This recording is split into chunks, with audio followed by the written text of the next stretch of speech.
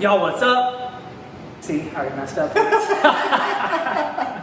Y'all, welcome back to the Ben Barker Fitness Podcast. This is episode number 25. I'm here with my good friend, Rusty Wilson of Trailblazer Roasting Company. What's up, dude? Not much. How's it going? Good. So we were just laughing because he was asking, like, trying to find the best spot to film in here because of like lighting and stuff. And it's kind of like a warehouse because this is where he roasts coffee. And I was like, listen, bro, I don't care if we look like we're doing like ransom message. Like, we're just going to get this thing done. And I feel like it looks okay. But it smells great in here, and that's what counts. We have a lot in common, like family, fitness.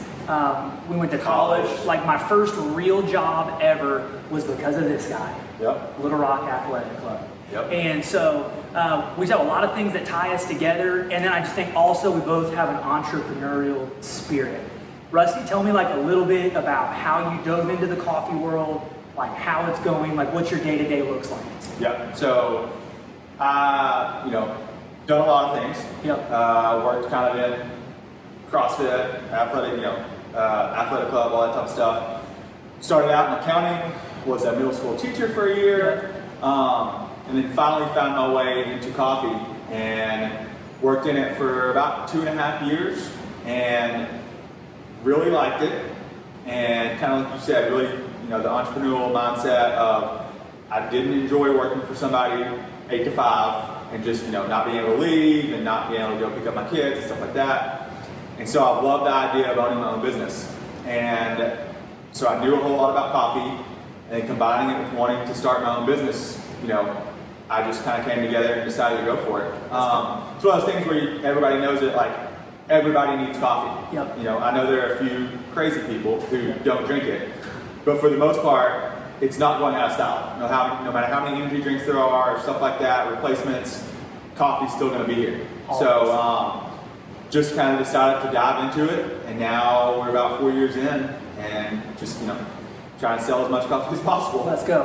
One of my favorite things about Rusty and like how he's gone about this is because we went about it the same way. I don't feel like either one of us just like sat down and wrote this like elaborate plan and spent years and years planning. I mean, if I remember right, you kind of just one day you made up your mind and you just went for it, right? Yeah, so it took a few months after deciding to do it, but it was kind of a, obviously talked to my wife and like planned it out and, really tried to see if we could do it. But then once we did it, I mean, you're doing all this stuff. I have a business, degree, but still you're doing all the stuff that anybody who starts a business, you're Googling, what do I have to do? Yeah. What's the next step? Filling out paperwork with the state and the city, and just everything is basically Googling, what's the next step? And it all just kind of happened from there. I mean, I would think that anybody that starts their own business, would later say they had no idea what they were doing. 100%. And that is 100%. I'd never roasted coffee. I knew a lot about all the other processes, but I'd never roasted it. And just kind of dove in and just started trying. Let that be a lesson to all of you, because Rusty, you have two bachelor's degrees? Yes, accounting and kinesiology. And so I have a bachelor's degree in kinesiology, and I feel like in the last year of me being on my own and being an entrepreneur, I've probably learned more in the last 12 months than I did in college. Like, the School of Hard Knocks is like, it's invaluable. You learn so much when you just go for it. And I assume now, like what you learned probably even in the first year of running this business, you couldn't have learned in college. Oh, 100%. And that's where, I have the 2 degrees. Yep. And it's been great. I've worked mainly in, business or fitness, but I don't think I necessarily need it either. Yep. There's a lot of the accounting stuff and the finance stuff that I know, but then really it's been so long since I worked purely in accounting, I'm Googling a lot or watching YouTube videos, and I could have learned everything that I needed through Googling and YouTube videos or just along the way, as opposed to spending the time. I mean, it's great. A lot of times people need degrees for jobs, but definitely probably learn more through just doing it than, in college. We interrupt this podcast for this short message. Y'all check out the Neighborhood Alpha Dad on my website. You can order one of those shirts. And today's episode is brought to you by Trailblazer Roasting Co. Where can people find you? And I assume you're available online. I always buy just at one of the local stores in Little Rock. Yeah. But where's the easiest place for somebody to buy who's listening elsewhere? Yep. So trailblazerroasting.com is probably the easiest place you can go. You can find us on Instagram at Trailblazer Roasting. You know, Facebook under our name. We're in a bunch of local stores and a bunch of local restaurants as well. Press Waffle Co., Mockingbird Taco. Tacos. You can find some bags at Domestic. The filling station in North Little Rock. You know, I can't even think of. There's a bunch of places around Little Rock, and all of them are super dope. If somebody was going to order, like, who's like not a coffee aficionado, like, what's the best easy thing, kind of like entry level to get from Trailblazer? So I would probably get our blend. Okay.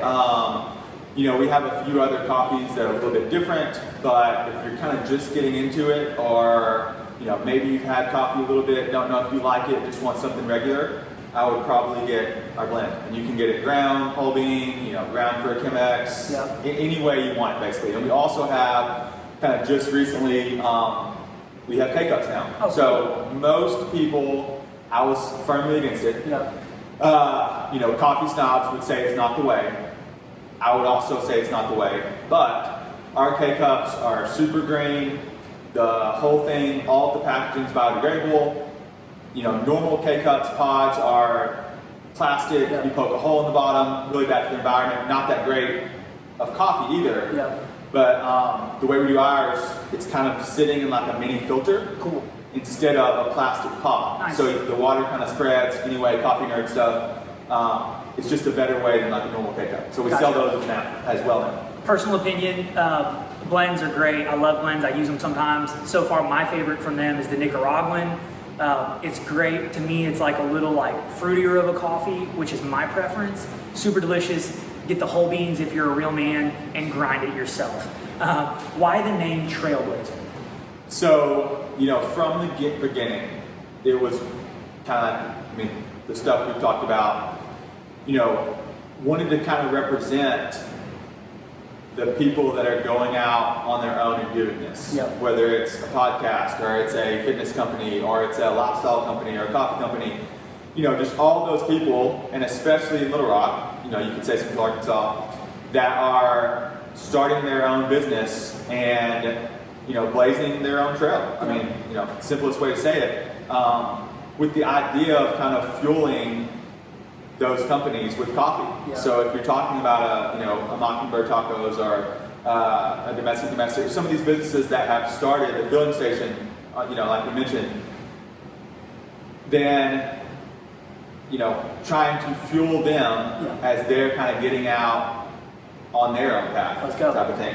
And then, you know, we tied in the nature aspect of it. Everybody loves, you know, that type of thing. But you could tie that in, you know, your own trail, your own path. So anyway. Blazing your own path. And also we're in the natural state, so it just makes sense for Arkansas. And y'all, Arkansas gets a bad rap about like trailer parks and all this stuff, but it's literally like the most underrated state. It's a beautiful state with tons of outdoor stuff to do. And we were kind of talking about like our entrepreneurial spirits. Like both of us have a hard time with desk jobs and working for someone else. And it's kind of one of those things, we're both still so young. Like if both of us fall on our faces, like we could recover from this. And we both luckily have very supportive wives who have let us kind of go out and try something new. Something I talk about a lot on the podcast, and you don't have to dive into this, and I also want to go on the record, this isn't like a backhanded compliment. I talk a lot about like in marriage, like the longer you're married, like how long have y'all been married? So we have been married for 13 years in June.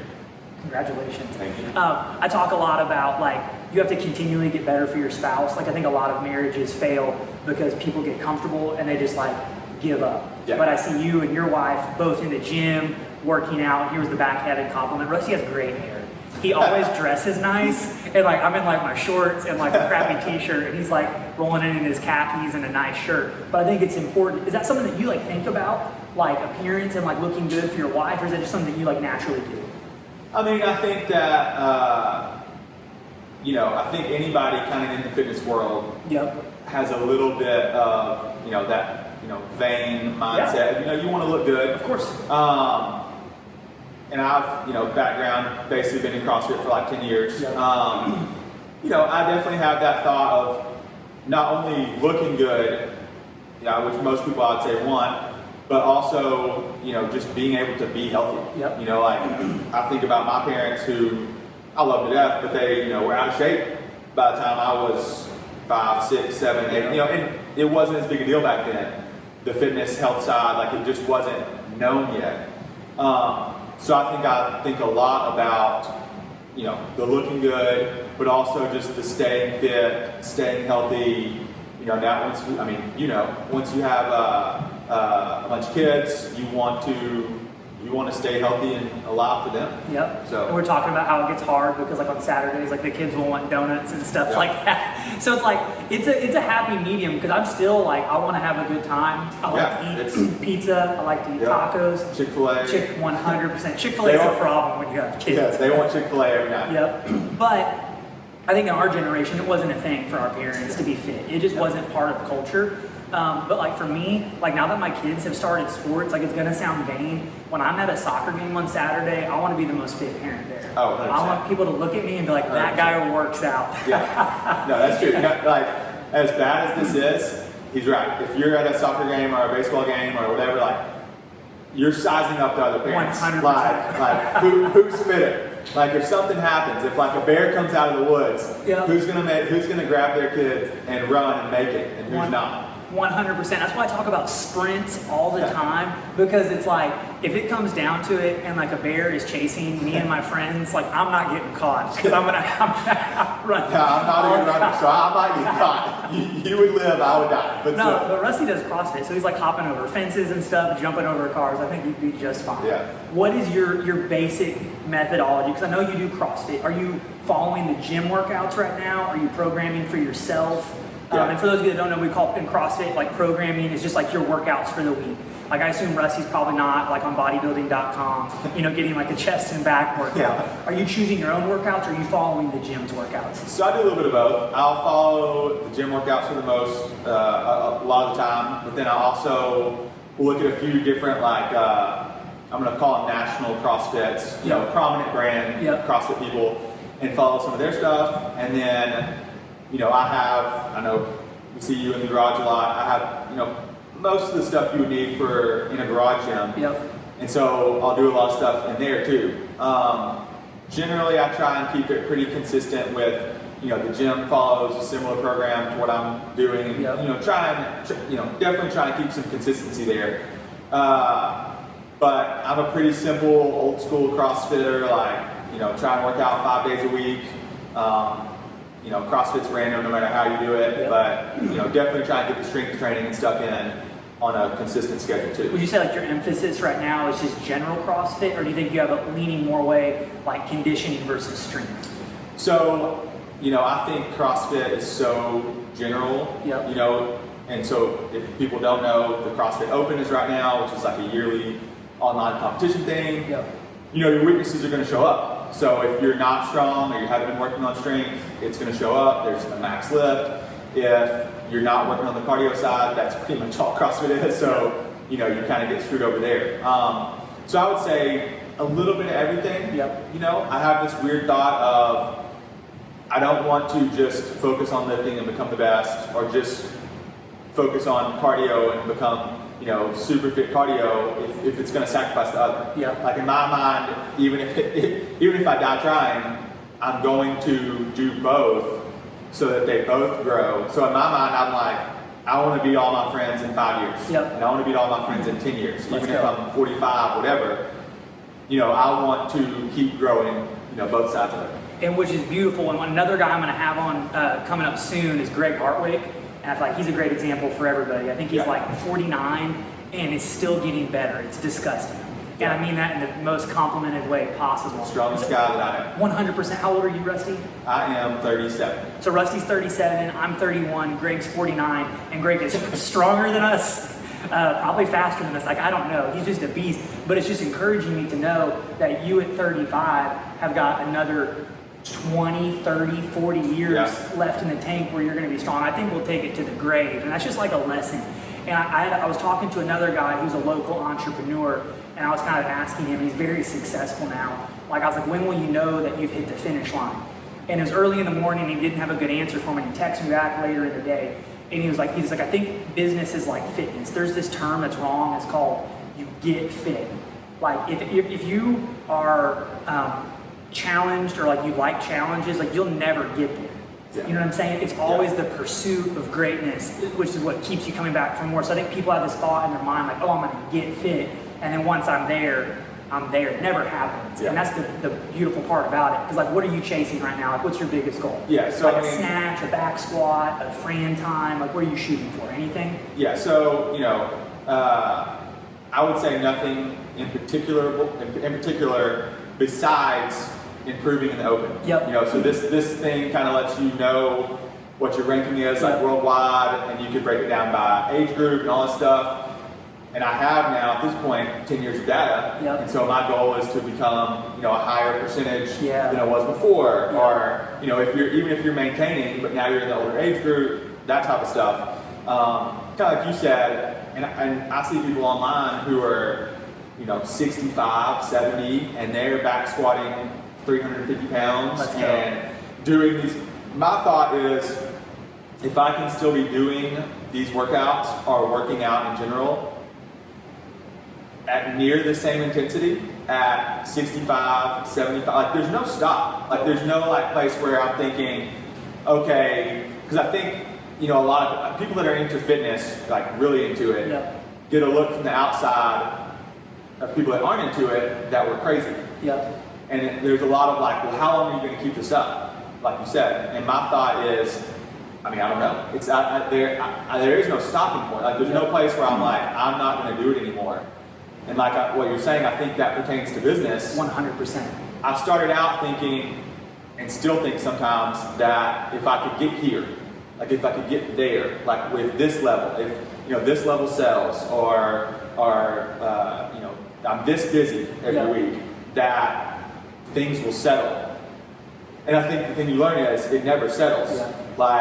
If we have more sales, that just means you're busier. But then you're just looking for more sales. Same thing. If you're trying to get X fitness level, once you get there, you're just trying to get to the next fitness level. So, it's just pretty much nonstop. I think it's more than an end goal. I had another dad on the podcast who was not in shape but working on getting in shape, and he said he just asks himself the question every day, how good can it get? And I think that's probably a more important question. Rusty's not necessarily, what's your best snatch? So the most I ever hit is 230. Let's go. So maybe for him right now, it's the way you put the weights on the bar is how you decide the next milestone. It's for you, a big milestone would be 245. I've thought about that one. 100%, because it's 245s on each side and a 10. It's something that we think about, just like guys when they hit their first 315-pound bench. It's the same kind of thing. But I assume once he hits 245, it's man, 255 is sounding good right now. 100%. I have thought a lot about, because the strength, just scientifically, is supposed to go down as you get older. I have thought a lot about if the day you hit that last snatch, if I hit that 245 in 39 or something, and maybe I don't hit another one for 3 or 4 years. At what point are you well, never going back to that? You're going to keep your other fitness levels up. For sure. But you're right. If I ever hit 245, then the goal is 255. 100%. And I think that's where the beauty happens. And the same thing for me in business is just to basically, I think it's just to strive. And I think the same things go in marriage and family, is to be a little bit better for your wife each year, to provide better for your family, to be there more for your kids. And for those of you out there, if anybody's thinking about taking the jump, I wouldn't suggest doing it the way I did and just quitting your job, handing in your 2-week notice and just going for it. I would maybe be a little bit more deliberate about it. But something that we talked about earlier is at the times when when we're a little shaky, kind of wondering if it's time to give up. We were talking about picking up our kids from school every day, dropping off our kids, and I think that's super valuable. Have you found that you've had more happiness or contentment just in lifestyle by starting your own business? Yeah, so I've been doing this for 4 years now. I have a son who's 8 and a daughter who is 5. And so, I've been doing this pretty much the whole time that they've been in school. I can't imagine not being able to ever pick my kids up from school or take them to school or go to their events or something, and there's some give and take. You might have to work on a Sunday or all Sunday afternoon or maybe a Saturday morning or something like that to balance it out. Maybe you're working at 10 o'clock at night, you know, it's hard when the stuff, when you're getting to decide when to do stuff. Yep. But it has been great getting, you know, the freedom to kind of, for family life. And it is a give and take for sure, because something that I thought is it was just going to be magical and I was going to have all this free time when I started doing my own thing. But when it's your own thing, you work harder, don't you? Yeah, and your free time, you're actually almost feeling guilty. Yes. Because you're thinking about stuff you could be doing. Yeah. It's not like a normal job where you can just go, I'm going to take a week vacation and just not think about it. 100%. And it's like when you're not working, you're thinking about something you could be doing to make the business better, like social media, whatever. Which brings me to my next point. Y'all, do me a favor, go follow Trailblazer Roasting Co. on Instagram and go buy a bag of coffee. Help a small business, it's great coffee. And I basically, like the last couple years, I love coffee and I realized I was getting too much caffeine.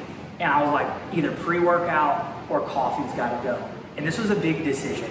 And so I love coffee. And so I cut out pre-workout so I didn't have to kick my coffee habit. So I basically use it, I roll on my workouts on black coffee. Yeah. Do you take pre-workout? Sometimes. Yeah, Just depends on the day. But I've kind of found the same. Doubling up the caffeine is rough. Yep. Last question, maybe two questions. How do you make your coffee every morning? So I use V60, which is basically just like a little kind of single serve pour over. Yep. I just found that I like the taste of it the best. Yep.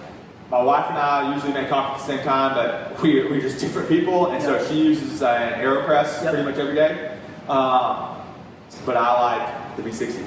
So. Dive out there a little bit, y'all. Coffee's fun. Like you can get about as nerdy as you want to get if you want to. It's like anything else, like cars, fitness, whatever. But like a pour over is worth it. AeroPress is really fun. There's all kinds of cool recipes you can get online.